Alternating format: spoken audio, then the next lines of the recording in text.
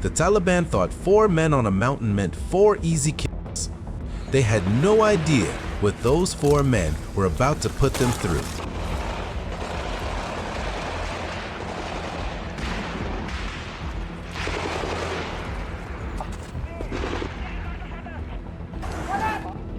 Somewhere in the Hindu Kush, on terrain so brutal it kills you before the enemy does, Navy SEALs turned impossible odds into the most ferocious small unit engagements ever documented, outnumbered, outgunned, and still standing over confirmed bodies when the smoke cleared. What you are about to see is the top 5 most lethal Navy SEAL solo engagements ever caught on combat footage. This is where the numbers stop lying.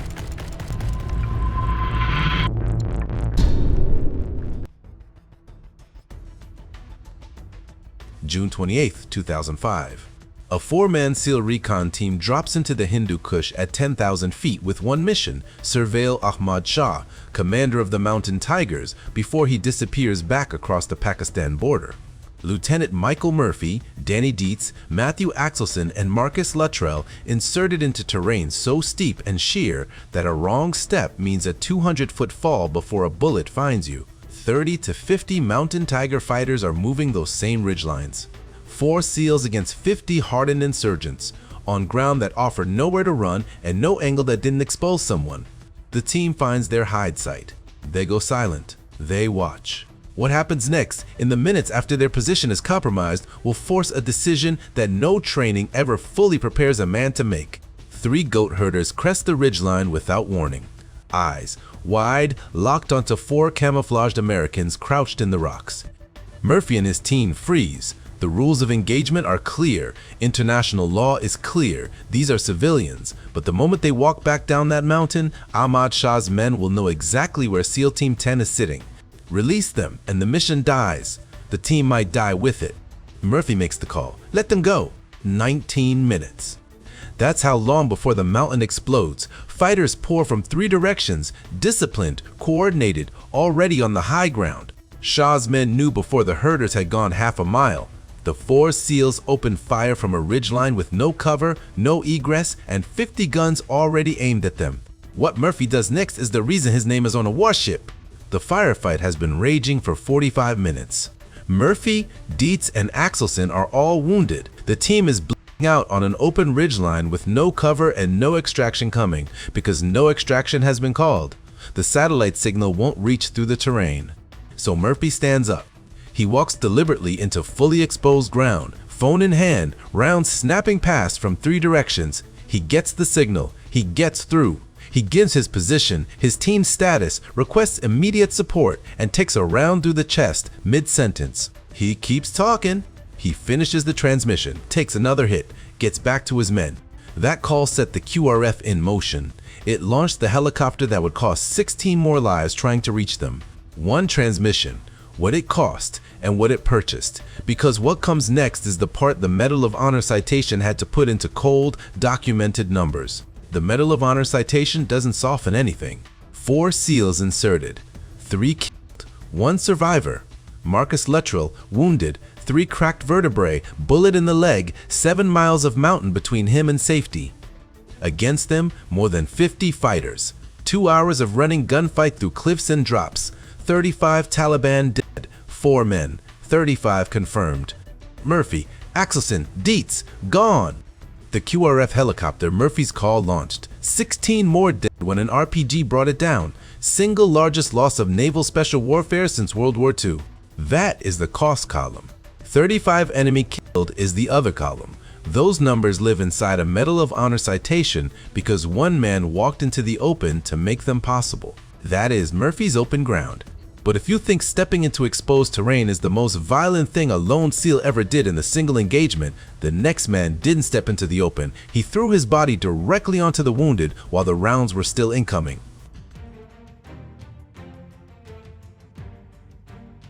October 2003, Afghanistan. Lieutenant Mark Donald's convoy has barely cleared the tree line when the world detonates. 2 RPGs hit almost simultaneously, direct in front of his vehicle. The blast wave punches through metal, glass, and flesh in the same instant. 1 second, the convoy is moving. The next, disabled vehicles are eating smoke into the cold mountain air, and men are down. Donald doesn't process it. He moves. He exits into a crossfire that is still active. Machine gun fire raking the road. Fighters repositioning through the rocks above. The wounded are trapped inside burning metal. Donald reaches them anyway. He pulls casualties fully exposed. No suppression covering him. Rounds snapping close enough to displace air. The kill zone is not clearing. Donald is not stopping. What happens next? What he does with his own body is something the after-action report could barely put into words. Donald drops his body directly onto the wounded. Not beside them, on top of them. He returns fire from that position, weapon up, shooting back at the ridgeline while his body absorbs what rocks and terrain cannot stop. Rounds punch through his clothing and gear, the fabric tears, the plates take hits. Donald does not move. When investigators documented the aftermath, the evidence wasn't in wound reports, it was in his uniform. Multiple bullet holes through clothing and kit, nothing through skin. That math is not luck. That is a man who refused to give the enemy the angle they needed while keeping himself between incoming fire and men who could not defend themselves. That it is the shield. But Donald isn't finished. The Afghan squad attached to this convoy is beginning to fracture, men scattering, no one holding the line. What he does next with that broken element is what actually breaks the ambush. The Afghan squad is dissolving in real time, men dropping behind rocks, running for dead ground, no coherent line, no suppression, nothing holding the enemy's flanks. The ambush is seconds from becoming a slaughter. Donald moves into them physically. No interpreter relay, no command post. He grabs men by their kit, points muzzles at sectors, and forces bodies into firing positions. He reads the ridgeline, identifies the gap in their suppression, and plugs it with repositioned shooters. What had been a scattered, frightened group becomes a fighting line. The machine gun positions that had dominated the convoy start taking return fire from multiple angles simultaneously. The volume breaks the enemy's concentration. The ambush, which was winning, stalls. That is the reversal. Donald turned broken men into a weapon. What those actions cost him in documented kills, that's where the Navy Cross citation delivers its hardest numbers. The Navy Cross citation does not trade in vague heroism. It trades in time, distance, and bodies. The engagement lasted approximately 45 minutes from first contact to ambush collapse. During that window, Donald's direct fire accounted for multiple confirmed enemy kills. The citation attributes kills specifically to his personal weapons employment, not to the unit as a whole. That distinction matters. In after-action attribution, shared credit is standard. Individual attribution requires witnesses, ballistic evidence, and command verification. Donald got all three. Bullets passed through his clothing, his gear took rounds. The documentation of his physical exposure cross-references directly with positions where enemy fighters were confirmed down. That is the Navy Cross metric, a man so far forward that the evidence of the fight was written on what he was wearing. Mark Donald's ambush sits at number 2 on this list. But the city that comes next made Donald's 45 minutes look like a warm-up.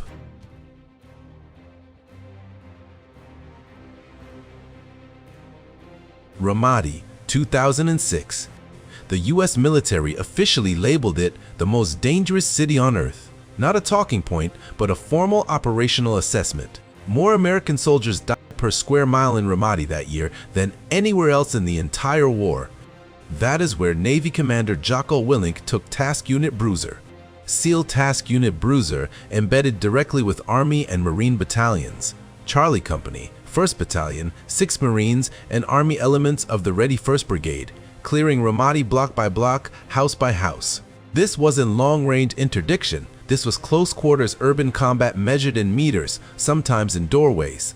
Every patrol generated contact. Every contact generated documentation.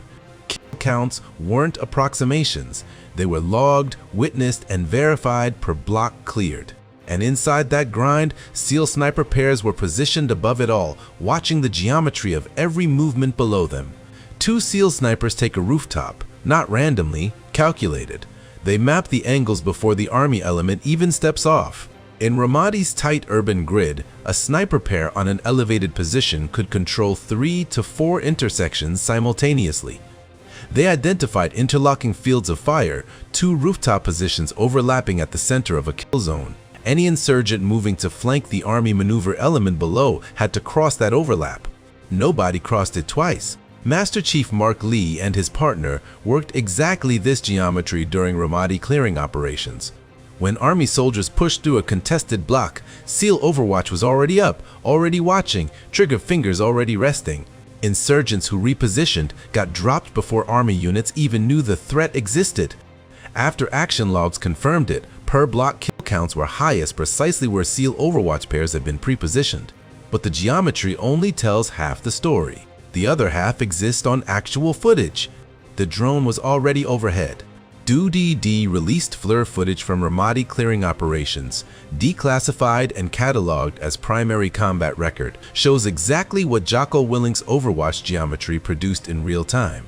The footage is thermal, grayscale, but the story it tells is clinical and absolute. You watch an insurgent move between buildings, you watch him stop, you watch him drop. No audio, no warning, just a man-shaped heat signature that goes horizontal and does not get up. Helmet cam clips from Army elements below confirm the same engagements at ground level. Soldiers advancing through blocks that should have been contested, finding only bodies already down at the choke points.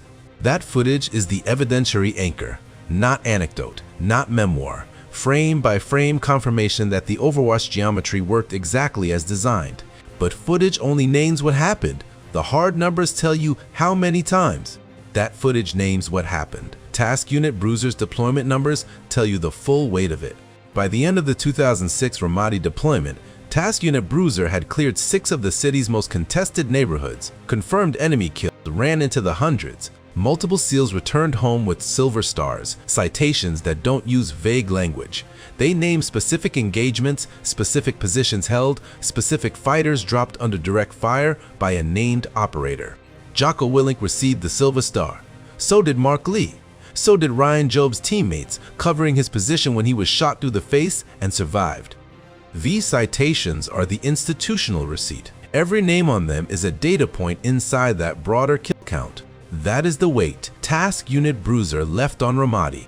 But body counts only tell half the story. The other half belongs to a single trigger, a single target, 2,100 yards away, and a shot that rewrote what one man alone could do.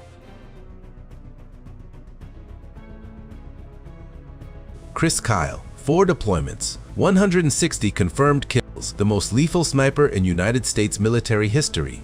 But before the number, there was a single shot, the one that made the record. Ramadi, 2006. Kyle is behind a 300 Win Mag, elevated, glassing a street where an insurgent is moving with a weapon. The distance, 2,100 yards. Over a mile of open air between barrel and target. Wind drift at that range can move around several feet. Bullet drop exceeds 200 inches. The shooter calculates everything before the trigger breaks. The round travels nearly 3 seconds before impact. The spotter confirms the kill. It enters the record as the longest confirmed sniper kill by an American at that time. That is the record shot. And that single moment is just the opening page of what Kyle's 4 deployments actually built. That single shot was the sharpest point on a 4-deployment spear. Across Iraq, Kyle accumulated a DoD-confirmed 160 kills, 255 probable. First deployment, Fallujah and Ramadi, the numbers begin climbing. Second deployment, the pace accelerates as Kyle's reputation forces insurgents to change movement patterns entirely. Third and fourth deployments, citation language shifts from tactical proficiency to something the military rarely writes, direct attribution of enemy neutralization to a single operator across named engagements. 2 silver stars, 3 bronze stars with valor. Each citation ties specific kills to specific moments, not unit actions. Individual trigger pulls confirmed by spotters and after-action reports. The military doesn't hand out that paperwork lightly. When a citation names you, describes a specific engagement, and attributes confirmed kills, that is the institutional record saying, this man, this moment, this count, that is 160 confirmed. But the number alone doesn't tell you how it was documented. The footage does. The number alone is cold data. The footage makes it real. DoD released FLIR drone footage from Ramadi. Overwatch Operations captures what citation language cannot. The actual geometry of Kyle's rooftop positions, sightlines across open insurgent corridors, thermal signatures of targets moving exactly where his after-action reports said they moved. The FLIR camera doesn't lie about distance. When it locks a target at the range Kyle's records document, and that target drops the moment his spotter logs the shot, footage and paperwork collapse into a single verified event. That convergence, drone optics confirming position, spotter logs confirming the kill, citation language naming the engagement, makes Kyle's documentation the tightest footage to record chain on this list. That is the footage connection. But documentation only tells you what the military decided to write down. The enemy told a different story entirely, and they paid cash to prove it. The enemy didn't need drone footage or citation language, they did the math themselves. Iraqi insurgents in Ramadi put an 80,000 bounty on Kyle's head, not on a unit, not on a position, on one man by name, Al-Shaitan, the devil, a nickname they gave him before his own country knew who he was. Think about what that number means. $80,000 in 2006, Ramadi. That is an enemy intelligence apparatus that tracked his movement, counted his dead, and concluded he was worth more to eliminate than almost any asset they had. You don't pay that kind of money for a rumor. You pay it because you've watched your fighters disappear from positions they believed were safe and run out of explanations. The enemy confirmed what the FLIR footage and citation paperwork documented in the only currency that doesn't lie. That's the bounty. But the real measure isn't what they paid to stop him. It's who he was when he started and what he became by the time they gave up trying. That name, Chris Kyle, meant nothing when he first stepped off a helicopter in Iraq as a newly badged SEAL from Midlothian, Texas. A rodeo kid, an afterthought. By his fourth deployment, Iraqi insurgents were paying $80,000 to erase him. The US military was calling him the most lethal sniper in American history. 160 confirmed kills, 4 combat tours, 2 silver stars. The transformation didn't happen in a ceremony. It happened one trigger pull at a time, across 4 years of rooftops, FLIR screens, and blown-out Ramadi streets, where every morning could be his last. That is the arc. Unknown operator to institutional legend. The ranked by kills promise of this entire list peaks right here. But Kyle's record stood only because no one had yet pointed a .50 caliber Macmillan at a valley called Shah-e-Kot. March 2002, Eastern Afghanistan, Operation Anaconda. The Shah-e-Kot Valley sits between 8,000 and 12,000 feet, a barren, wind-scoured bowl ringed by ridgelines so exposed that movement means instant visibility. No urban cover, no rooftops, no streets, just open ground, thin air, and distance measured in miles. Coalition intelligence estimated 200 fighters. What SOF actually found was closer to 2,000. Al-Qaeda and Taliban dug into the high ground, holding every commanding ridge, firing down on anyone crossing the valley floor. The terrain forced every engagement long. You couldn't close the distance without dying first. That geography is why a Canadian JTF-2 sniper named Rob Furlong set up on a ridgeline, and why what happened next rewrote the doctrine of extreme range shooting. Furlong is behind the Macmillan TAC-50, 8,200 feet above sea level, reading a wind that shifts across a mile and a half of open valley floor. The target, an Al-Qaeda fighter carrying an RPK machine gun moving across the Shah-e-Kot floor. First round. Miss. Impact registers short. Data acquired. Second round. Miss. Closer. Furlong adjusts elevation, holds for drift. Third round fires. The .40 caliber bullet travels 2,430 yards, roughly 1.5 miles, dropping nearly 35 feet, taking over 3 seconds to reach the target. The RPK carrier goes down. The after-action report is precise, confirmed enemy at 2,430 yards. Not estimated, confirmed. That shot held the world record for 4 years. Furlong didn't make that confirmation alone. On adjacent ridgelines, US Navy SEAL elements were watching the same valley, and what they recorded cross-references every detail. What those SEAL elements wrote in their after-action reports is not commentary. It is testimony. SEAL teams occupying adjacent ridgelines during Operation Anaconda, watching the Shah-e-Kot Valley through spotting scopes and thermal optics, logged the same engagement. Furlong's TAC-50 just closed. Their reports cross-referenced the target, the trajectory corridor, the timestamp, and the confirmed kill. Independent observers, separate chain of command, same result. Master Chief Petty Officers and SEAL team leaders whose citations from Anaconda reference long-range interdiction covering their movement don't name Furlong by rank or nation. They don't need to. The geometry of the shot, the valley corridor, the RPK carrier, it all aligns. That is the institutional lock. Not one nation's word, multiple chains of command converging on a single confirmed fact. But confirmation is not permanence. Records exist to be broken, and this one had less time than anyone expected, 7 years. That is how long Rob Furlong's 2,430-yard kill stood as the furthest confirmed sniper shot in recorded history. 7 years of SOF long-range doctrine built around that number. 7 years of military planners, sniper schools, and targeting cells citing Shah-e-Kot as the outer edge of what a single operator with a 50 cal could achieve. Then, November 2009, Helmand Province, British Household Cavalry Corporal Craig Harrison squeezed 2 confirmed kills at 2,707 yards with an L-15A3. 277 yards. That is the margin separating one era of long-range warfare from the next. Furlong's record didn't fall easily. It took 7 years and one of the finest marksmen Britain ever fielded to push it back. That is the measure of what happened on that Shah-e-Kot ridgeline in March 2002, a shot so precise the world needed nearly a decade to surpass it. If you just watched a man walk into open ground, both sides shooting, and finish his radio call before he dropped, you already know the answer. But here's the debate. Was Murphy's move the bravest thing a SEAL ever did, or the most reckless? Drop your call below, and subscribe if this footage deserves more eyes.